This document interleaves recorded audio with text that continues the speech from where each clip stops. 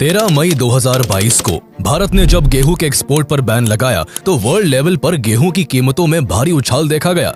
Global market जो Russia Ukraine war के कारण पहले से ही सफिशिएंट फूड सप्लाई करने में स्ट्रगल कर रहा था, उसकी दशा और भी बिगड़ गई। भारत के इस फैसले ने जहां वैश्विक बाजारों को हिलाकर रख दिया था, तो वहीं अमेरिका समेत अन्य देश भारत से गेहूं के एक्सपोर्ट पर बैन को हटाने की अपील करने लगे। लेकिन ये कहानी भारत द्वारा वीट एक्सपोर्ट को बैन करने और इससे वर्ल्ड लेवल पर पड़ने वाले इम्पैक्ट के बारे में नहीं है। ये कहानी है भारत के उस रोमांचक सफर की जिसने कभी भुखमरी से जूझ रहे देश को दुनिया का दूसरा सबसे बड़ा गेहूं उत्पादक देश बना दिया। एक समय ऐसा भी था जब भारत अमेरिका से बेहद घटिया किस्म का गेहूं खरीदने को मोहताज था। उस समय अमेरिका से आने वाले गेहूं की क्वालिटी इतनी खराब थी कि एक्सपर्ट्स इससे सुअरों के खाने के लायक भी नहीं समझते थे।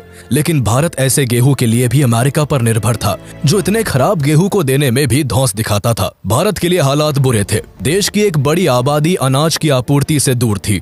यही कारण था कि प्राइम मिनिस्टर लाल बहादुर शास्त्री को देशवासियों से हफ्ते में एक दिन का फास्ट रखने की अपील करनी पड़ी। एक तरफ भारत ऐसे हालातों से जूझ रहा था, तो दूसरी ओर इंटरनेशनल लेवल पर भी भारत कई उलझनों में फंसा हुआ था। एक और जहां भारत पाकिस्तानी घुसपैठियों से परेशान होकर पाकिस्तान के साथ युद्ध में उतरा हुआ था, तो वहीं दूसरी ओर अमेरिका की धमकियों ने परेशान कर रखा था। कभी अमेरिकी न्यूज़पेपर इंडियंस को हाथ में कटोरा लिए भिखारी की तरह दिखाते, तो कभी गेहूं से भरे शिप्स भारत भेजे ही नहीं जाते। लेकिन सोचने वाली बात यह है कि जब भारत इतने बुरे हालात से गुजर रहा था, तो भारत इससे उभरा कैसे? क्या था वो ग्रीन रेवोल्यूशन जिसने भारत की दशा को बदल कर रख दिया? कैसे कभी औरों पर अनाज के लिए मोहताज भारत दुनिया का दूसरा सबसे बड़ा वीट प्रोड्यूसर बन गया? भारत पर अपने 200 सालों के राज में अंग्रेजों ने भारत को जी भर कर लूटा। कभी सोने की चिड़िया कहा जाने वाला भारत इतनी बुरी दशा में पहुंच गया कि एक बड़ी आबादी को 2 वक्त की रोटी तक नसीब नहीं थी। चारों तरफ भुखमरी का आलम था। सबसे बुरा हाल बंगाल में देखा गया, जहां 1943 से 1944 के बीच भुखमरी ने अपने पांव ऐसे पसारे कि 30 लाख से ज्यादा लोगों ने भूख से तड़प कर अपनी जिंदगी गंवा दी। साल 1947 में अंग्रेज तो भारत को छोड़कर चले गए, लेकिन जाते जाते वो ऐसे बुरे हालात छोड़ गए जहां से संभलना भारत के लिए बेहद मुश्किल था। अंग्रेजों ने भारत में एग्रीकल्चर सेक्टर को इस हाल में पहुंचा दिया था कि आजादी के समय देश के पास खाने के लिए सफिशिएंट अनाज तक नहीं था। ये स्थिति तब थी जब भारत के 70% से भी ज्यादा लोग अपना घर चलाने के लिए एग्रीकल्चर पर डिपेंडेंट थे। भारत का पूरा एग्रीकल्चर सेक्टर मॉनसून पर निर्भर करता था, और ऐसे में गवर्नमेंट के पास भी एग्रीकल्चर प्रोडक्शन बढ़ाने के लिए कोई ऐसा प्लान नहीं था जिससे अगले कुछ सालों में अनाज की कमी को पूरा किया जा सके। 1950 से 1951 के बीच भारत में केवल 5 करोड़ टन फूड ग्रेन्स का प्रोडक्शन हुआ, जो देश की 35 करोड़ की आबादी का पेट भरने के लिए सफिशिएंट नहीं था। प्राइम मिनिस्टर जवाहरलाल नेहरू भी स्थिति को समझते थे। उनका मानना था कि भूखे लोग एक महान देश का निर्माण नहीं कर सकते। इसलिए जब भारत में फर्स्ट 5 ईयर प्लान को लॉन्च किया गया, तो उसमें एग्रीकल्चर पर सबसे ज्यादा जोर दिया गया था। अंग्रेजों ने भारत को इस कदर लूटा था कि आजादी के समय इस सेक्टर का डेवलपमेंट रेट 0% पर आकर अटक गया था। भारत में उस समय इरिगेशन के रिसोर्सेज इतने कम थे कि केवल 10% एग्रीकल्चरल लैंड की ही इरिगेशन की जा सकती थी।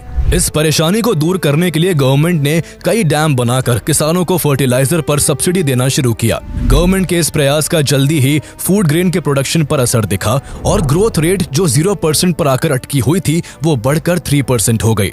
लेकिन स्थिति अब भी ऐसी नहीं थी कि देश की पूरी आबादी का पेट भरा जा सके। उस समय भारत हर सेक्टर में पिछड़ा हुआ था। अंग्रेजों ने एग्रीकल्चर के साथ साथ इंडस्ट्रियलाइजेशन में भी भारत को हाशिए पर धकेल दिया था। एक तरफ जहां इंडस्ट्रियलाइजेशन की वजह से वेस्टर्न कंट्रीज काफी तेजी से ग्रो कर रही थी, तो वहीं भारत में इंडस्ट्रीज नहीं के बराबर थी। भारत को डेवलप करने के लिए एग्रीकल्चर के साथ साथ इंडस्ट्रीज को भी डेवलप करना काफी जरूरी हो गया था। इसलिए नेक्स्ट 5 ईयर प्लान में गवर्नमेंट का मेन फोकस एग्रीकल्चर से हटकर इंडस्ट्रियलाइजेशन पर शिफ्ट हो गया। इससे एक बार फिर एग्रीकल्चर सेक्टर की ग्रोथ की रफ्तार रुक गई, और फूड ग्रेन की शॉर्टेज को दूर करने के लिए सरकार इसे बाहर के देशों से इंपोर्ट करने लगी। साल दर साल बीतते गए। इस बीच भारत ने धीरे धीरे ही सही अपनी सभी समस्याओं पर काम करना शुरू कर दिया था। लेकिन 1962 के इंडो चाइना वॉर ने भारत को भारी मुश्किल में डाल दिया। लगभग 1 महीने तक चले इस वॉर के परिणाम भारत के पक्ष में नहीं रहे। ऊपर से इस युद्ध में हुए खर्चों ने भारत को कई साल पीछे धकेल दिया। हालात बद से बदतर तब हो गए जब 2 साल बाद देश में भयंकर अकाल पड़ा, जिसने देश में भुखमरी की समस्या को इस कदर बढ़ा दिया कि 1/3 जनता को 2 वक्त का खाना जुटा पाना भी मुश्किल हो गया था। ऐसे बुरे हालातों के बीच 27 मई 1964 को प्राइम मिनिस्टर पंडित नेहरू की मौत हो गई। जवाहरलाल नेहरू की मौत के बाद लाल बहादुर शास्त्री देश के अगले प्रधानमंत्री बनते हैं। उन्होंने देश की जिम्मेदारियां संभाली ही थी कि अगले ही साल 1965 में पाकिस्तान ने भारत पर आक्रमण कर दिया। शास्त्री जी समझ नहीं पा रहे थे कि पहले वो भूखमरी की समस्या को सॉल्व करे या फिर सीमाओं के अंदर घुस आए पाकिस्तानी घुसपैठियों को उन्हीं की भाषा में जवाब दे। ऐसी स्थिति में शास्त्री जी ने पहले पाकिस्तानी घुसपैठियों को देश से बाहर निकालने का निर्णय लिया। उनके मजबूत इरादे और चट्टान जैसे साहस के सामने पाकिस्तान ने जल्द ही अपने घुटने टेक दिए। इस वॉर में भारत ने पाकिस्तान के 170 टैंक ध्वस्त कर दिए, जिसमें 97 अमेरिकी पैटर्न टैंक भी शामिल थे। उस समय अमेरिकन पैटर्न टैंक अनडिफीटेबल माने जाते थे, लेकिन भारत ने इन्हें बुरी तरह से तहस नहस कर दिया था। अपने टैंकों का ये हश्र देखकर अमेरिका बौखला गया। ये वही दौर था जब भारत मजबूरी में अमेरिका की PL-480 स्कीम के तहत उसके द्वारा एक्सपोर्ट किए जा रहे लाल गेहूं को खाने के लिए मजबूर था। इसी कारण अमेरिका भारत के साथ मनमानी भी किया करता था। युद्ध के बीच ही अमेरिकन प्रेसिडेंट लिंडन जॉनसन ने शास्त्री जी को धमकी देते हुए कहा कि अगर भारत ने युद्ध नहीं रोका तो अमेरिका भारत को गेहूं भेजना बंद कर देगा। शास्त्री जी ने इस धमकी का सीधा जवाब देते हुए कहा कि अमेरिका चाहे गेहूं देना बंद कर दे, लेकिन भारत हर हमले का मुंह तोड़ जवाब देता रहेगा। भारत भले ही पाकिस्तान से इस युद्ध में जीत गया था, लेकिन इस वॉर के कारण भारत को कुछ नुकसान भी झेलना पड़ा। इस युद्ध के चलते देश महीनों तक बंद की स्थिति में रहा। 3 सालों के भीतर ही 2 वॉर्स में शामिल होने से डेवलपमेंट के कामों में खलल पड़ा हुआ था। फूड ग्रेन की कमी जस की तस बनी हुई थी और अमेरिका भी गेहूं देने में आनाकानी कर भारत को दबाने की कोशिश करता रहा। लेकिन लाल बहादुर शास्त्री अमेरिका के सामने गिड़गिड़ाना नहीं चाहते थे। शास्त्री जी एक साहसिक और रणनीतिकार नेता थे, जिन्हें न केवल अमेरिका जैसे देश को सही जवाब देना आता था, बल्कि वो देशवासियों के हित के बारे में भी सही समझ रखते थे। उनकी नजर में देश के लिए सबसे बड़ा योगदान सीमा पर खड़े जवान और खेतों में फसल उगाते किसानों का था। ये वही थे जिन्होंने अमेरिका की इन धमकियों के बाद अक्टूबर 1965 में विजयदशमी के दिन दिल्ली के रामलीला मैदान में जय जवान जय किसान का नारा दिया था। जहां उन्होंने इस नारे से किसानों का हौसला बढ़ाते हुए उन्हें और मेहनत करने के लिए मोटिवेट किया, तो वही उन्होंने लोगों से हफ्ते में 1 दिन फास्ट रखने की अपील करते हुए कहा कि पेट पर रस्सी बांधो, साग सब्जी ज्यादा खाओ, लेकिन देश को किसी के आगे झुकने मत दो। फार्मर्स और एग्रीकल्चरल साइंटिस्ट के कलेक्टिव कंट्रीब्यूशन से 1 दशक बाद ही भारत अनाज को लेकर सेल्फ सफिशिएंट हो गया और हर वक्त धौंस जमाने वाले अमेरिका से वीट लेना हमेशा के लिए बंद कर दिया। लेकिन भारत सेल्फ डिपेंडेंट कैसे बना? ये जानने से पहले हमें ये जानना होगा कि आखिर क्या थी वो अमेरिका की PL-480 स्कीम, जिसके तहत गेहूं भारत में इंपोर्ट होता था और जिसके बलबूते अमेरिका भारत को आंख दिखाता था। 1954 में American president Dwight D Eisenhower ने फूड डेफिसिट और हंगर का सामना कर रहे दुनिया के कई देशों के लिए पब्लिक लॉ 480 प्रोग्राम लॉन्च किया था, जिसे PL-480 के नाम से जाना जाता है। इस प्रोग्राम के तहत अमेरिका ने अपने यहाँ के एक्स्ट्रा फूड प्रोडक्ट्स को कम प्राइस में जरूरतमंद देशों में भेजना शुरू किया, जिसमें भारत भी शामिल था। इसके सहारे अमेरिका अपनी इमेज दुनिया के सामने एक पीसफुल और हेल्पफुल कंट्री की बनाना चाहता था। भारत में उस समय अनाज की भारी कमी थी। एक बड़ी वंचित आबादी तक गेहूं पहुंचाने के लिए भारत को भारी सहायता की सख्त जरूरत थी। इसी सिलसिले में 1959 में ड्वाइट डी आइजनहावर भारत आए और प्राइम मिनिस्टर पंडित नेहरू से मुलाकात की, जिसके तहत अमेरिका ने भारत को हर संभव फूड ग्रेन प्रोवाइड करने और इसका पेमेंट इंडियन रुपीस में ही रखने का भरोसा दिलाया। इसके बाद 1954 में भारत और अमेरिका के बीच हुए PL-480 समझौते के तहत आ रहे गेहूं की मात्रा को मई 1960 में 4 साल के लिए बढ़ा दिया गया, जिसके बाद ये खरीद 1960 के साल में 4 गुना तक बढ़ गई। अमेरिका ने इस प्रोग्राम को फूड फॉर पीस का भी नाम दे रखा था, जिसके जरिए अमेरिका खुद को ऐसे पोर्ट्रे करता जैसे कि वो ये सब कुछ मुफ्त में बांट रहा था, जबकि असल में ये एक व्यापार था जिसमें वो एक एक दाने का भुगतान ले रहा था। लेकिन अमेरिका की लाख मनमानियों के बाद भी उससे गेहूं लेना भारत की मजबूरी थी। आजादी के बाद से ही मानसून भारत का साथ नहीं दे रहा था, जिससे कुछ सालों में भारत के अंदर वीट प्रोडक्शन में भारी गिरावट आ गई थी। इसलिए भारत अमेरिका की PL-480 सिक्योरिटी स्कीम पर काफी निर्भर था, जिसके तहत अगस्त 1956 से नवंबर 1959 के बीच भारत ने करीब 10.5 मिलियन मीट्रिक टन का अनाज अमेरिका से खरीदा। इस तरह देश का गुजारा चलता रहा, लेकिन इसी बीच 1964 में भारत में भयंकर सूखा पड़ा, जिससे किसानों की हालत और भी खराब हो गई थी। इसलिए कम पैदावार की कमी को पूरा करने के लिए भारत को अमेरिका के साथ साथ कनाडा और ऑस्ट्रेलिया से भी वीट को इंपोर्ट करना पड़ा। देश में वीट प्रोडक्शन इतनी बुरी तरह से डिक्लाइन हुआ था कि इसी साल अमेरिकन एग्रीकल्चर एक्सपर्ट्स ने भारत का दौरा करते हुए ये प्रेडिक्ट किया था कि भारत एक ऐसी एग्रीकल्चर प्रॉब्लम से जूझ रहा है जो 1970 के दशक में लाखों लोगों की मौत का कारण बनेगी। हालांकि उनका यह अनुमान आने वाले सालों में गलत साबित हुआ, लेकिन इस बात से इनकार नहीं किया जा सकता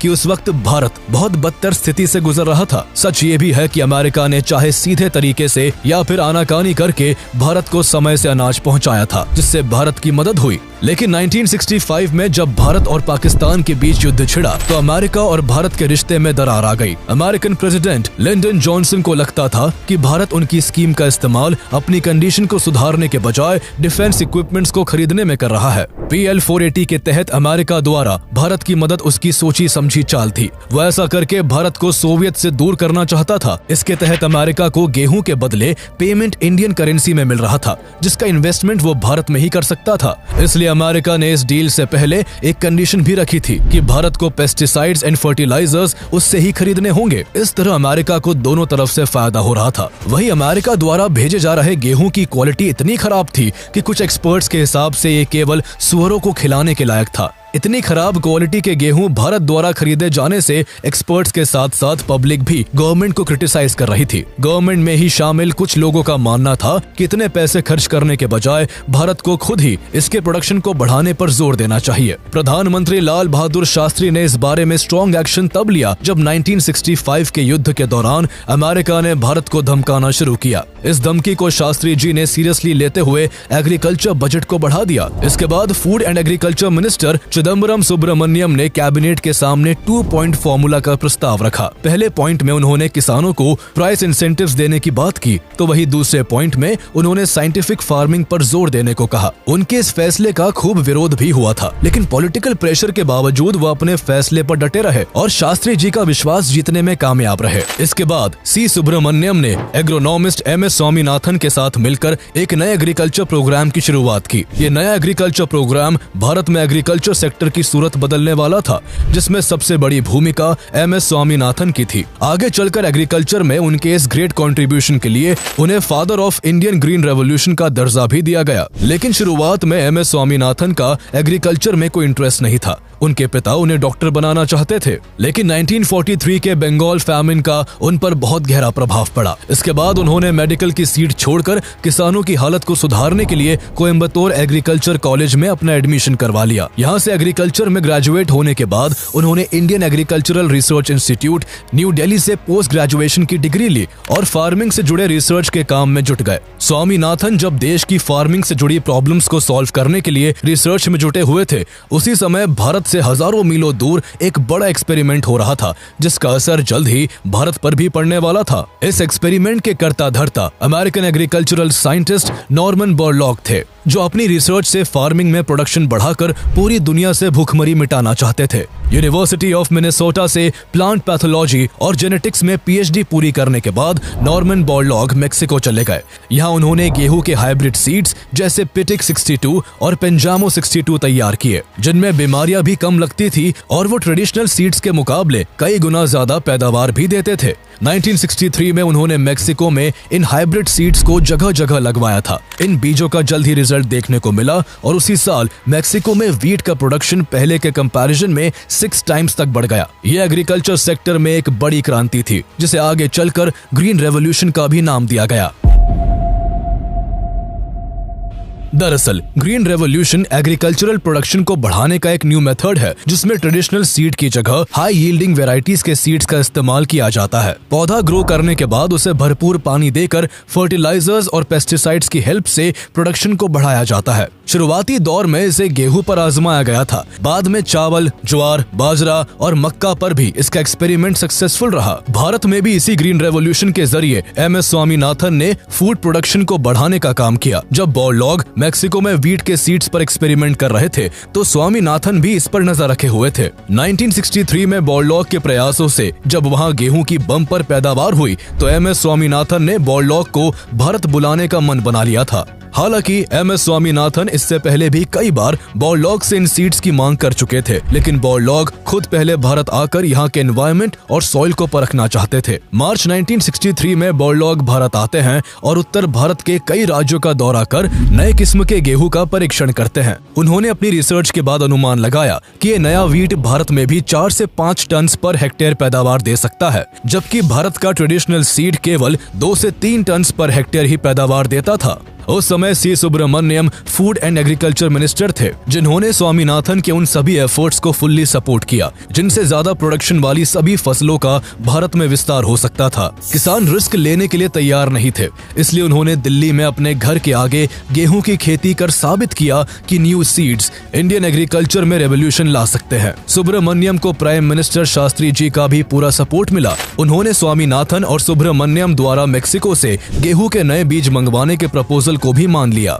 मेक्सिको से गेहूं के सोनोरा 63, सोनोरा 64, मेयो 64 और लर्मा रोजो 64 के 18,000 टन से ज्यादा सीड्स इंपोर्ट किए गए। इसके बाद इन्हें फार्मर्स के बीच फ्री ऑफ कॉस्ट बांटा गया। इन सीड्स को ज्यादातर हरियाणा, पंजाब और वेस्ट उत्तर प्रदेश के फार्मर्स को दिया गया, क्योंकि उस समय यहाँ इरिगेशन के रिसोर्सेज अन्य राज्यों से बेहतर थे। इसके अलावा गवर्नमेंट ने फर्टिलाइजर और पेस्टिसाइड्स पर सब्सिडी भी देना शुरू कर दिया ताकि किसानों को गेहूं की खेती का इंसेंटिव्स मिल सके। गवर्नमेंट की डेवलपमेंट पॉलिसी से देश तरक्की की पटरी पर पहुंचने की ख्वाहिश में आगे बढ़ ही रहा था कि 11 जनवरी 1966 के दिन ताशकंद में शास्त्री जी की मौत हो गई। उनकी मौत की खबर से पूरा देश सन्न रह गया। लोगों को डर था कि देश में शुरू हुए इस रेवोल्यूशन पर अब कहीं ब्रेक ना लग जाए। लेकिन शास्त्री जी के बाद इंदिरा गांधी प्राइम मिनिस्टर बनी और उन्होंने भी इस प्रोग्राम को अपना सपोर्ट देना जारी रखा। हालांकि इंदिरा गांधी के PM बनते ही अमेरिका के साथ भारत के रिश्तों ने एक नया मोड़ लेना शुरू कर दिया था।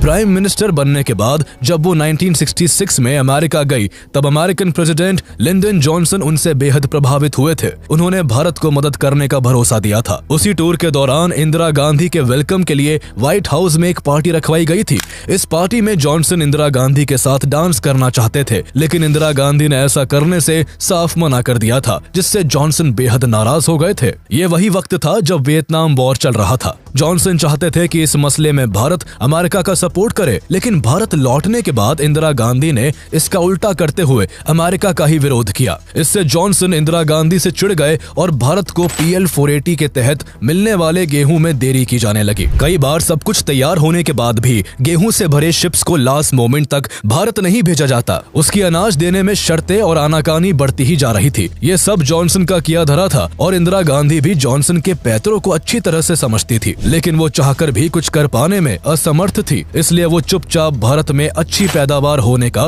बेसब्री से इंतजार करने लगी। भारत में ग्रीन रेवोल्यूशन का सक्सेसफुल एक्सपेरिमेंट किया जा चुका था, जिसके चलते फूड प्रोडक्शन को बढ़ाने के लिए नए किस्म के सीड्स को ज्यादा से ज्यादा बोया जाना जरूरी था। इसलिए किसानों में इन बीजों की खेती के प्रति इंटरेस्ट बढ़ाने के लिए गवर्नमेंट ने गेहूं का मिनिमम सपोर्ट प्राइस MSP तय किया। किसानों को भरोसा दिलाया गया कि अगर उनकी फसल बर्बाद भी होती है तो गवर्नमेंट द्वारा उनके लॉस की भरपाई की जाएगी। सरकार के इस फैसले से किसानों के बीच एक अच्छा मैसेज गया और उनका गवर्नमेंट के ऊपर भरोसा बढ़ने लगा। कुछ वक्त बाद सभी को चौंकाते हुए केवल 4 साल में ही वीट प्रोडक्शन 1.2 करोड़ टन से बढ़कर 1.7 करोड़ टन हो गया। यहाँ से भारत के एग्रीकल्चर सेक्टर में रेवोल्यूशन आना शुरू हो गया था। चारों तरफ फसलें लहराने लगी और गेहूं का खूब प्रोडक्शन होने लगा। अगले 2 सालों में ही गेहूं का प्रोडक्शन 2 गुना हो गया। इसके बाद भारत में ग्रीन रेवोल्यूशन को और एक्सपैंड किया गया, जिसके चलते भारत का फूड प्रोडक्शन बढ़ता ही चला गया। जहां एग्रीकल्चर सेक्टर ग्रो कर रहा था, तो वही सरकार ने बफर स्टॉक बनाकर फूड ग्रेन्स को प्रोटेक्ट करना शुरू कर दिया, ताकि खराब मॉनसून के कारण फसलें ठीक से ना हो पाने पर